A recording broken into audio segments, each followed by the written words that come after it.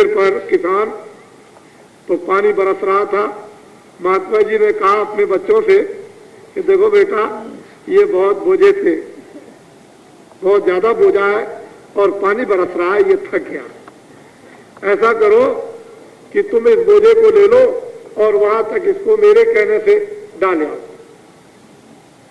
तो लड़के बोले, कहने लगे, अरे पिताजी, आपके आश्रम में तो बहुत से सिर्फ हैं, हमारे तो कपड़े खराब हो जाएंगे और हम तो लोग क्या कहेंगे कि ये बोझा लाद के जा रहे। तो पिताजी, ये बोझा किसी और को जो आपके यहाँ आश्रम में सिर्फ है उनको दे दीजिए।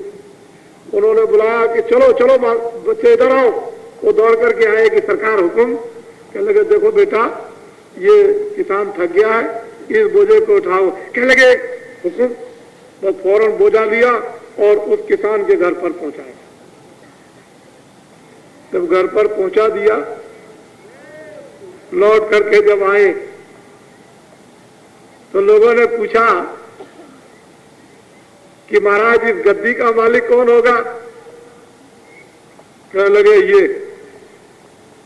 तो लड़के कहने लगे कि अरे पिताजी, मैं तो आपका बच्चा हूं। कहने लगे, नहीं, जो मेरी आज्ञा का पालन करता है वही मेरा बच्चा है।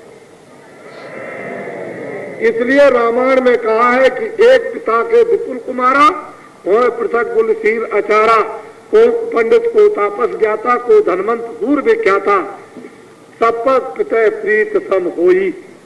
पिता का प्रेम सबके साथ समान, लेकिन जो पितमान वचन मन कर्मा तो प्राण समाना। जो मनता वाचा कर्मणा से पिता की आज्ञा का पालन करता है वही उनका बच्चा होता है।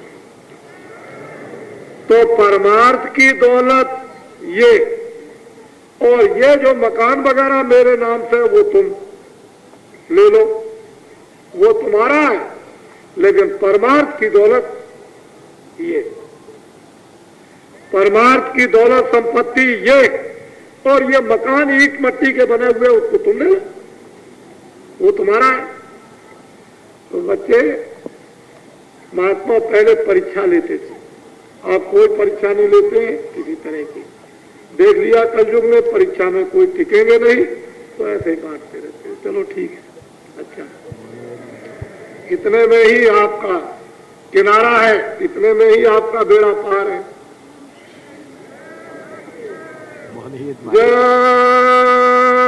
गुरुदेव।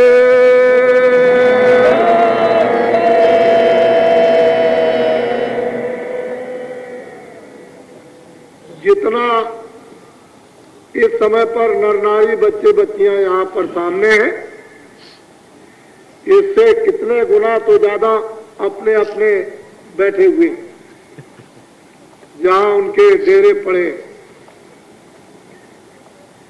ये आप समझ सकते हो, जो सामने बैठे हैं ये कितने होंगे? बहुत मुश्किल से आपके ख्याल में 500।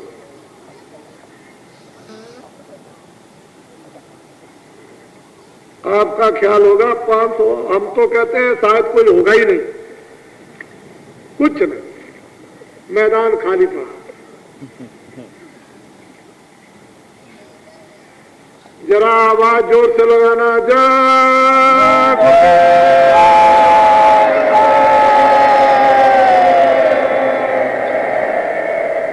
बच्चा, थोड़ा सा आप सामने वाले तो जरा चुप हो जाना, सामने वाले चुप रहेंगे, और उधर जो टेंटों में है आप लोग चुप रहो। सामने के जो उधर टेंटों में वो लोग बोलेंगे, टेंटों वाले बोलेंगे जय गुरुदेव। देखिए, कान लगाइए आप कितनी दूर तक, उधर देखिए आप कितनी जोर की आवाज। मैं तो समझता हूं कि आपकी आवाज अगर बोली जाए तो दबा देंगे। लोग ये कहते हैं वहां तो कोई है ही नहीं, यहां कोई नहीं, वहां कोई आदमी नहीं, कुछ नहीं है, वहां तो बिल्कुल कुछ है ही नहीं है, वो तो ऐसा कहते हैं। लेकिन आपको मालूम है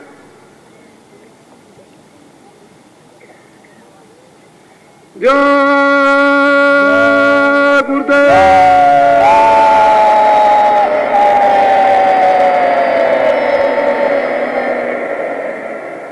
आपको पता है कि वहां पर शंकर जी का नाच हो रहा?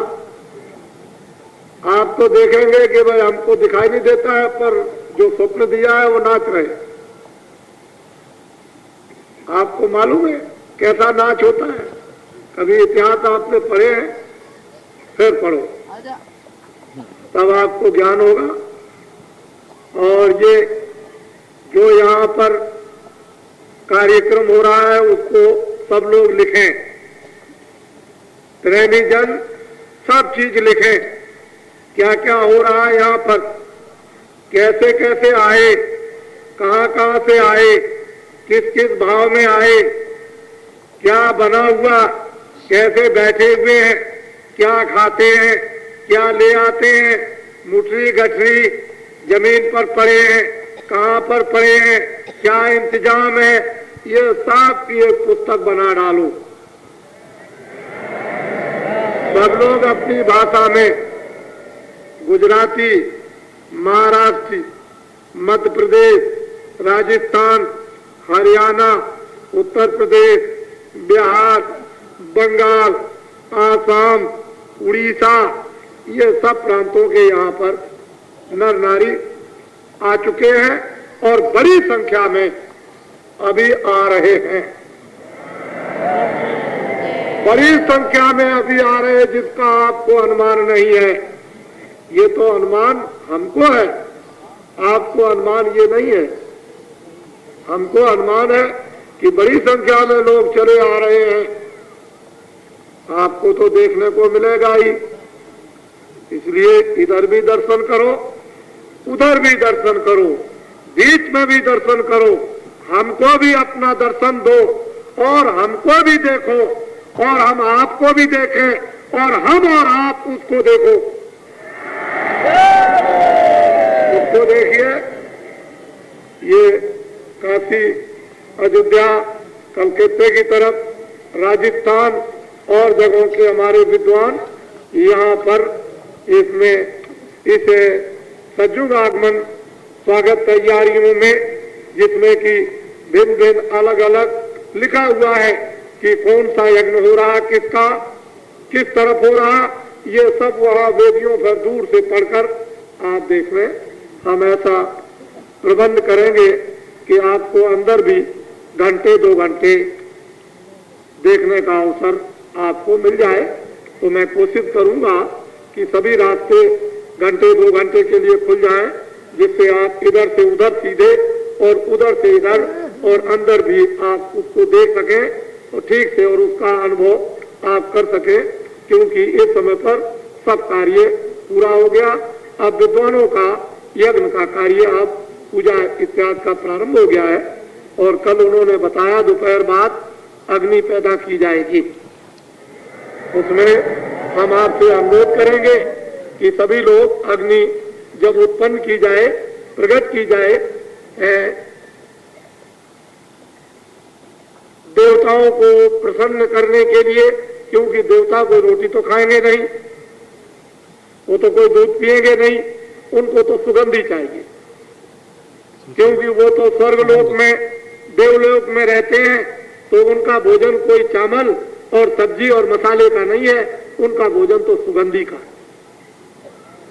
और इत्र से भी इत्र, और इत्र का भी इत्र, और इत्रों का भी इत्र, और करोड़ों इत्रों का भी इत्र बनाकर उस खुशबू को देवता लेते। तो आप ये समझ लीजिए, आप तो विद्वानों का विद्वत आपके काशी, ये विद्वान भी है, बाहर के आए हुए हैं, और आप उनके उच्चारण को सुने, उच्चारण सुने। शास्त्रों का हो रहा, किसी और का हो रहा, शास्त्रों की विधि हो रही, किसी और की विधि हो रही, ये भी आप देखें। और जो कुछ भी गुरु महाराज ने आदेश दिया है आपको सुनाने का, जो स्वप्न हुआ है, वो बाबा जी आपके सामने सब कुछ रखेंगे, उसको आप सब सुनेंगे। नर नारी, बच्चे बच्चियां, तो भाग्य है कि ये सब देखने के लिए इनकी आंखें तरसती थी, लालायित थी, और ये बड़े इच्छुक थे, इनमें बड़ी तमन्ना थी, बड़ी लालसा थी सभी लोगों में। हम तो आपको ये दिखाना चाहते हैं कि यहाँ सब लोग यानी बैठकर किसी से पूछने की जरूरत ही नहीं है। उनको तो 3.5 का एक आदमी होना चाहिए और वो आदमी आकर के अपनी अपनी तमन्नाओं को मुझे सैन बोर्ड बना ले। मैं तो सैन बोर्ड हूं। जिसको अपनी अपनी तमन्नाएं बुझानी हो वो बाबा जी को सैन बोर्ड बना करके बुझा ले। बाबा जी की क्या बात है, वो तो आपके सामने है। तो इसलिए अपनी अपनी इच्छाओं की जो कुछ हो सकता है वो आप पूरी करो। और अब ये तो ऐसा होता है कि जो फकीर जो महात्मा आते हैं अपने तौर तरीके जो भी उनका रास्ता होता है वो आपके सामने रख देते हैं। पानी पिलाने का गोल बर्तन हो, पानी पिलाने का चपटा बर्तन हो, भोजन बनाने का उल्टा या सीधा हो, आपको तो अपने खाने से मतलब, अपने स्वाद से मतलब, अपने जायके से मतलब, अपने फायदे से मतलब, अपनी तमन्ना बुझाने से मतलब, अपने मजे और आनंद से मतलब। आपको तो अपने मतलब से है। हम उसको उल्टा बनाए, सीधा, चपटा बनाए या क्या था, बड़ा घड़ा हो, छोटा हो, इससे आपको क्या मतलब? आपको तो अपने मतलब से मतलब, फायदे से फायदा।